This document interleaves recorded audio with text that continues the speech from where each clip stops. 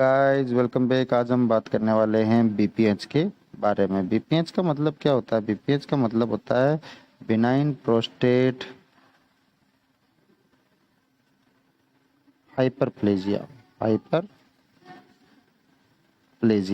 ठीक है। सो यहाँ पर हम इस हाइपरप्लेजिया को दो कंडीशन में डिवाइडेड कर देते हैं। एक कर देते हैं हाइपरप्लेजिया और दूसरे नंबर पर हम करते हैं हाइपर ट्रॉफी, ठीक है।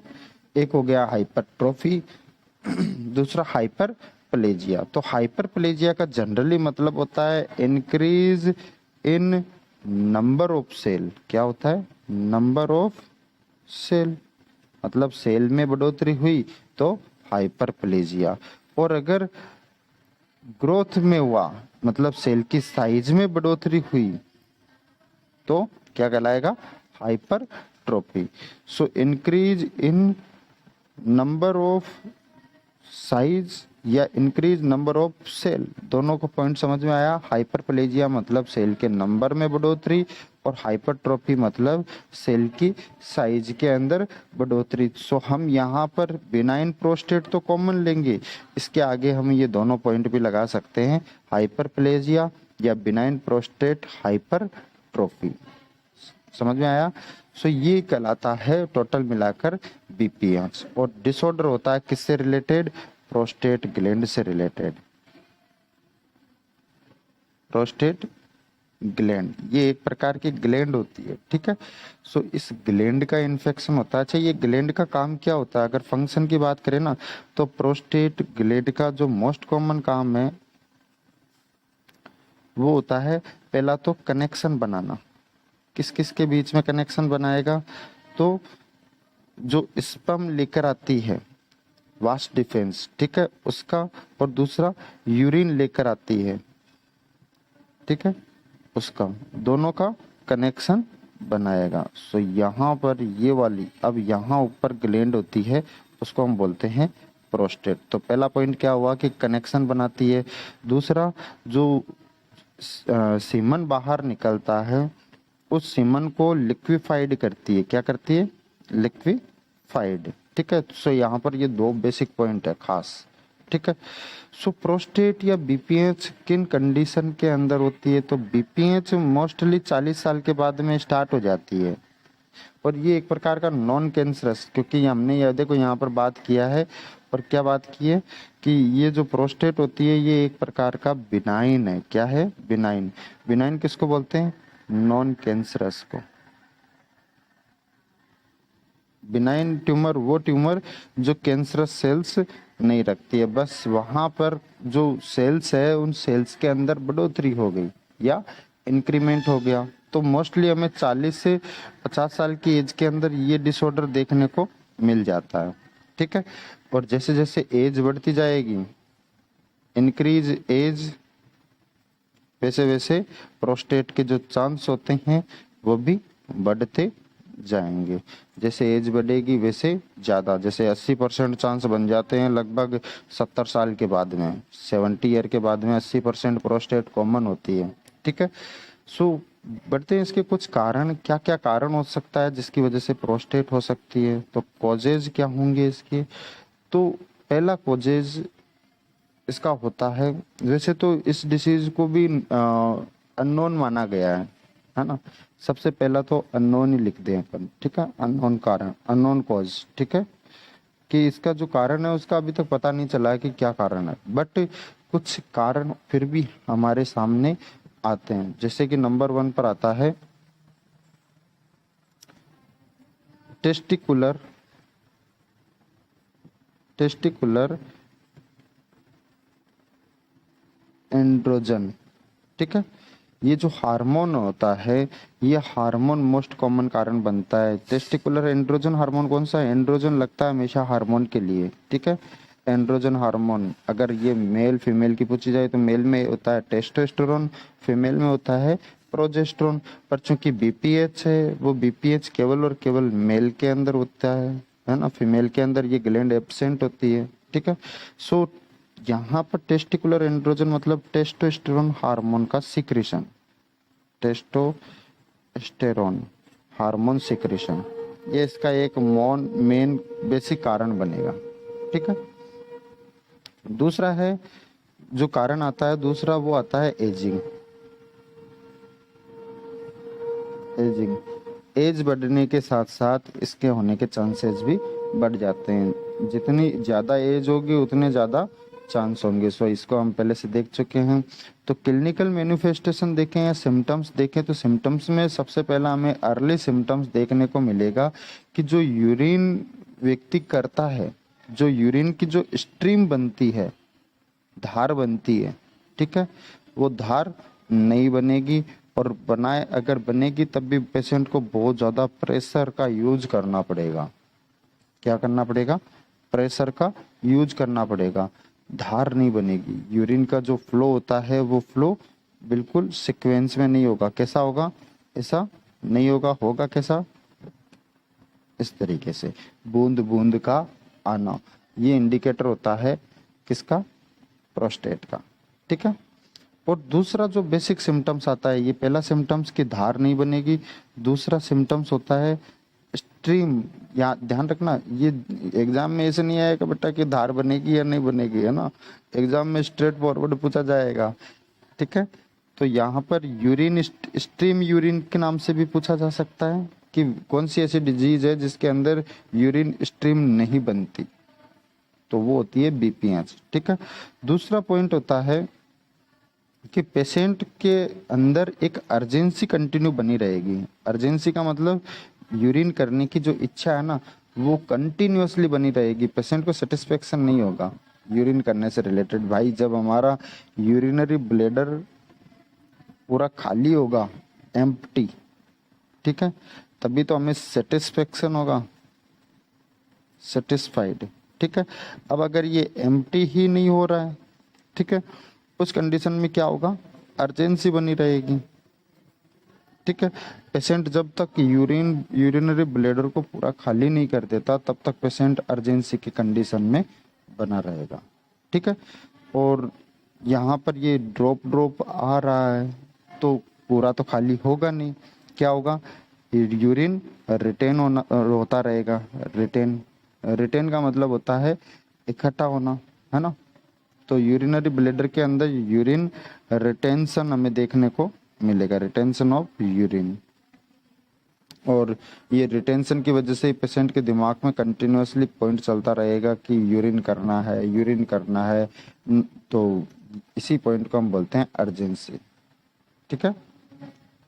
तीसरा जो खास पॉइंट होता है वो होता है कि बार बार पेशाब करने जाएगा। ठीक है। Excessive time urination. Mostly time कहाँ निकलेगा? वॉशरूम में। ठीक है। सो सबसे ज़्यादा टाइम होगा वॉशरूम का, और यूरिन लगेगा बार बार में, क्योंकि अर्जेंसी हो रही है। पॉइंटों से चलो कि अर्जेंसी हो रही है, अर्जेंसी होगी तो पेशेंट बार बार में कहाँ जाएगा? ठीक है। और ये जो अर्जेंसी होगी ये नाइट टाइम पर ज़्यादा बढ़ जाती है। अच्छा, नाइट टाइम पर क्यों बढ़ जाती है? तो यहाँ पर साइकोलॉजी आ जाती है अपनी। तो साइकोलॉजी का पॉइंट क्या कहेगा कि जब पेशेंट नाइट टाइम में रेस्ट करता है, उस रेस्ट करने के जो दौरान ज़्यादा सोचता है, थिंकिंग, ठीक है, और ज़्यादा सोचेगा तो बार बार में यूरिनेशन। क्योंकि आप लोग भी, अगर हम लोग जनरली रात को सोच लेते हैं कि यार यूरिन लगा है, तो हमें जाना ही पड़ेगा, क्योंकि हमारी साइकोलॉजी अब उसी के अंडर में वर्क करने लग जाती है।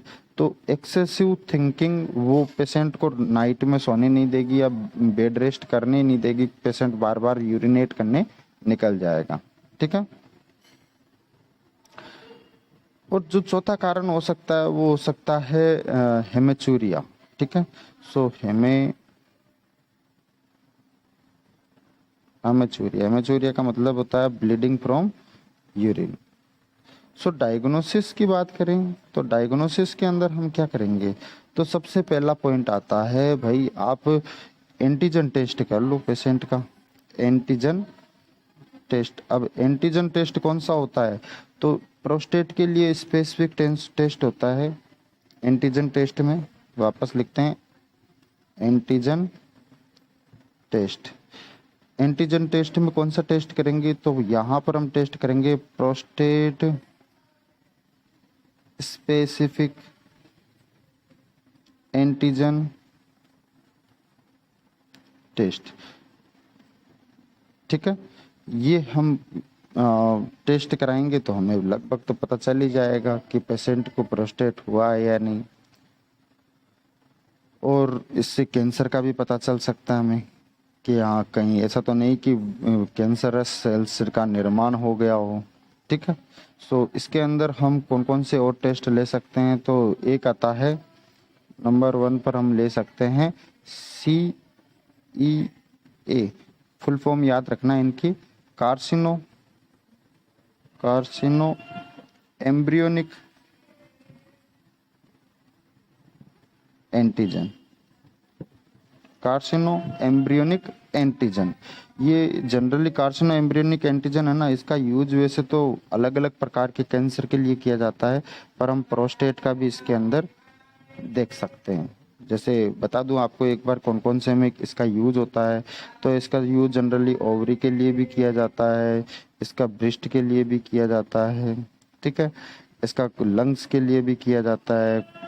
ठीक है, सो ये कुछ टेस्ट है जो CEA, ये एक प्रकार का टेस्ट है जो जनरली इनके लिए भी यूज किया जाता है, और हम इसको प्रोस्टेट के लिए भी कर सकते हैं। दूसरे नंबर पर अगर हम बढ़े तो दूसरे नंबर पर आता है हमारा AFP।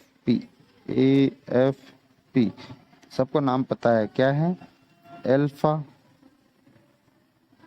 Feto protein. ठीक है, अल्फा फिटो प्रोटीन, इसको भी हम देख सकते हैं। अल्फा फिटो प्रोटीन को, ये होता है जनरली टेस्टिकुलर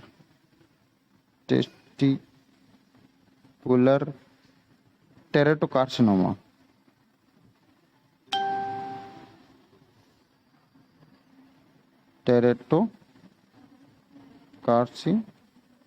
टेस्टिकुलर टेरेटोकार्सिनोमा। ठीक है, सो इस टेस्ट से भी हम पता कर सकते हैं। दूसरा नेक्स्ट आगे बढ़ते हैं नंबर 3 पर। तो 3 पर आता है, अगर कैंसर की कंडीशन हो गई तो CA टेस्ट करेंगे, और CA कौन सा करेंगे, 125। ठीक है, ये जनरली एपिथेलियल टिश्यू के लिए यूज किया जाता है। एपिथेलियल सेल्स या कैंसर, या सेल्स या टिश्यू, आप दोनों में से कुछ भी लगा सकते हैं, कि जो CA 125 है उसका यूज किया जाता है एपिथेलियल कैंसर के लिए।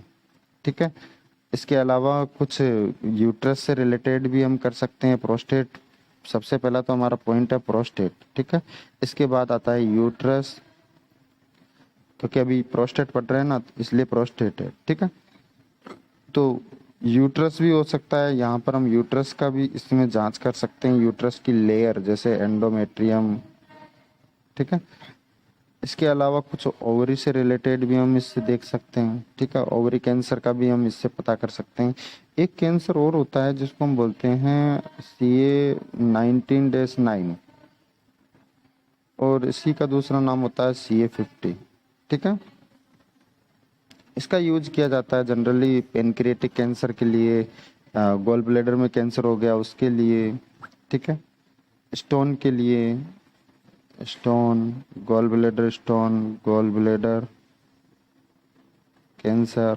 ठीक है, इसके अलावा पेनक्रेटाइटिस। ठीक है, इनका यूज किया जाता है। अच्छा, एक पॉइंट और हम देख सकते हैं, जो स्पेसिफिक है, मोस्ट कॉमन, जब पेशेंट को प्रोस्टेट होती है ना, तो प्रोस्टेट को इवेल्युएशन करने के लिए, प्रोस्टेट को देखने के लिए एक टेस्ट होता है जिसको बोलते हैं हम DRE। DRE का मतलब होता है डिजिट रेक्टल या रेक्टम एग्जामिनेशन। ठीक है, डिजिट रेक्टम एग्जामिनेशन, इसके अंदर क्या किया जाता है, जो फिंगर होती है उस फिंगर पर जेली लगाकर और एनएस के जरिए फिंगर इंसर्ट की जाती है, और फिंगर इंसर्ट करके और फिर मेजर किया जाता है, मतलब हाथ से फिंगर से ही हम उसको मेजरिंग करेंगे कि हाँ कैसा है, कहीं ऐसा तो नहीं स्वेल कर गया है। तो वो हमें वहां पर पता चल जाता है। ठीक है। सो टोटली हम पेशेंट को बोल सकते हैं भाई पानी ज़्यादा पियो। और इसको अगर मैनेजमेंट करेंगे ना तो मैनेजमेंट के अंदर मोस्ट कॉमन एक ही पॉइंट है, वो है कैथेटराइजेशन। क्योंकि स्वेलिंग आई, ये ट्यूब थी, इस ट्यूब के अंदर स्वेल, ये जो ग्लैंड थी, इस ग्लैंड में क्या आई, स्वेलिंग आई। तो ये जो वसल्स थी, ये वसल्स क्या होगी, सिकुड़ जाएगी इस तरीके से। और हम क्या कर रहे हैं, एक ट्यूब इंसर्ट कर रहे हैं इसके अंदर। वो ट्यूब क्या करेगी, इसके ये जो जहाँ पर सिकुड़न आई है ना, इसको वापस, इस सिकुड़न को क्या करेगा, खत्म कर देगा। ठीक है। ये ट्यूब, यहाँ पर ट्यूब लगी है, वो ट्यूब क्या करेगी, जो यहाँ पर स्वेलिंग आई थी उस स्वेलिंग को कम कर देगा। जैसे हम ट्यूब लगाएंगे तो पेशेंट कुछ दिन तक वापस नॉर्मल लाइफ जी सकता है। ठीक है। बट रिमेनिंग कुछ टाइम, आफ्टर कुछ टाइम या 1 to 3 मंथ बाद में वापस वहाँ पर स्वेल आ जाएगी, स्वेलिंग वापस जनरेट हो जाएगी। सो यहाँ पर ये बेसिक पॉइंट बनेगा। अब इससे रिलेटेड सर्जरीज पूछ ली जाती है कि सर्जरी कौन सी करेंगे। सर्जरी, तो सर्जरी में क्या होगा, नंबर 1 पर सर्जरी आती है TURP, जो मोस्ट कॉमन है। कौन सी है, TURP। TURP का मतलब होता है transurethral resection of prostate. Transurethral resection of prostate, TURP।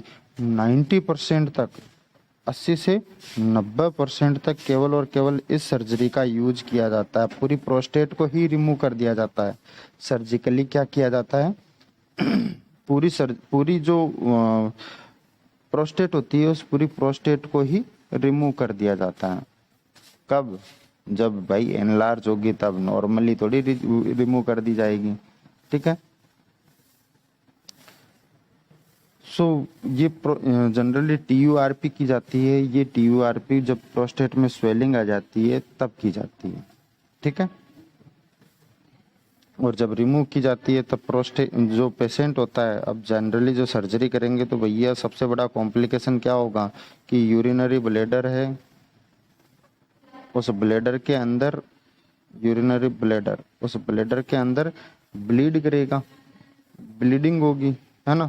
अब इस ब्लीड को वहां पर क्लॉट होने से हमें बचाए रखना है। और क्लॉट होने से बचाए रखने के लिए क्या करेंगे, इरिगेशन करेंगे। क्या करेंगे, इरिगेशन। ठीक है। ट्रिपल ल्यूमन का यूज करेंगे हम, ट्रिपल ल्यूमन कैथेटर। किसका यूज करेंगे, ट्रिपल ल्यूमन कैथेटर। एक से NS का फ्लो चलता रहेगा, NS नॉर्मल सलाइन का फ्लो। और इस नॉर्मल सलाइन में हम क्या करेंगे, बिटाडीन मिक्स कर देंगे कुछ लेवल। ठीक है। बिटाडीन मिक्स कर देंगे। ठीक है। और दूसरी जो ल्यूमन होती है, उस ल्यूमन से हम कनेक्ट करेंगे यूरो बेग को। ठीक है। और तीसरी जो ल्यूमन होती है, वहां से हम पुश करते हैं एयर को। किसके लिए, बलून बनाने के लिए, बलून बनाने के लिए। ठीक है। सो इसीलिए इसको ट्रिपल ल्यूमन कैथेटर का यूज करते हैं। ठीक है। एक होता है इसके अंदर, दूसरी सर्जरी की बात करें ना तो वो होती है retropubic, retropubic prostatectomy, retropubic prostatectomy. ठीक है। इसका भी जनरली यूज किया जाता है प्रोस्टेट को निकालने के लिए, रिमूवल ऑफ प्रोस्टेट। इसका भी हम यूज कब करते हैं, जब हमें प्रोस्टेट को निकालना हो। बट ये जो रेट्रोप्यूबिक है ना, रेट्रोप्यूबिक का मतलब हो गया हम कहाँ से निकालेंगे, तो एब्डोमिनल रीजन से हम प्रोस्टेट को रिमूव करेंगे, एब्डोमिनल रीजन से। ठीक है।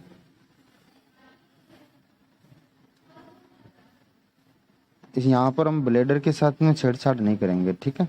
तो नेक्स्ट पॉइंट आता है हमारा सुप्राप्यूबिक प्रोस्टेक्टोमी। ये हमारा था दूसरा, दूसरी सर्जरी TURP नंबर 1, नंबर 2 पर आता है रेट्रोप्यूबिक, नंबर 3 पर आता है सुप्राप्यूबिक, सुप्राप्यूबिक। तो सुप्राप्यूबिक के अंदर क्या होगा, जो हमारे यूरिनरी ब्लैडर होता है उसके ऊपर हम इंसिशन लगाएंगे, है ना। सुप्रा का मतलब अपर साइड, प्यूबिक मतलब यूरिनरी ब्लैडर वाला पार्ट, यूरिनरी ब्लैडर। तो इसके ऊपर वाले पार्ट पर हम क्या करेंगे, इंसिशन लगाएंगे और वहां से हम रिमूव कर देते हैं, ठीक है। उसको हम बोलते हैं सुप्राप्यूबिक प्रोस्टेक्टोमी, ठीक है। नंबर 4 पर आता है, वो है पेरिनियल, पेरिनियल प्रोस्टेक्टोमी। सबसे ज्यादा यूज किया जाता है, वो किया जाता है TURP। मोस्ट वाइडली यूज कौन सा किया जाता है, वो किया जाता है TURP, ठीक है, transurethral resection of prostate. और ये जो पेरिनियल है ना, पेरिनियल का मतलब ये जनरली जुड़ा है एनस से, ठीक है। तो अगर एनस और स्क्रोटम, अगर यहाँ से हम प्रोस्टेट को रिमूव कर रहे हैं तो वो आएगा पेरिनियल प्रोस्टेक्टोमी के अंदर, ठीक है। इसके अंदर वैसे होता सेप है ये, ठीक है। TURP भी सबसे ज्यादा कॉमनली यूज होने वाला पार्ट है, ठीक है। जो अभी लेजर सर्जरियां यूज की जाती है, आपको पता है कि अभी के टाइम में सबसे ज्यादा लेजर सर्जरीज का यूज किया जाता है, ठीक है।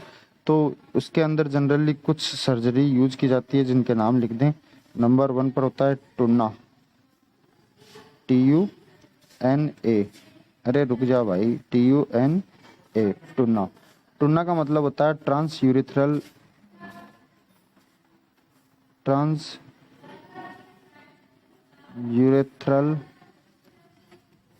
निडल एब्लेशन, ठीक है। ये अभी न्यू टेक्निक है जो यूज की जा रही है, न्यू टेक्निक। और दूसरा होता है TUMT, transurethral microwave thermotherapy,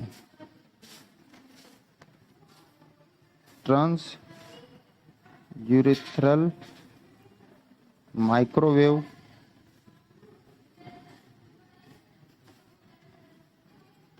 thermotherapy. तो ये दो भी अभी न्यू यूज की जा रही है टेक्निक, ठीक है। सो गाइस, जो प्रोस्टेट ग्लैंड थी उसके बारे में कुछ इतना ही था। अगर एग्जाम में क्वेश्चन इसमें से फंसता है तो बहुत अच्छी बात है, बट तैयारी अपने तरफ से पूरी तरीके से होनी चाहिए। So guys, thank you all. देखते रहिए, एंजॉय करते रहिए और पूरी स्क्रीन के अंदर देखिएगा।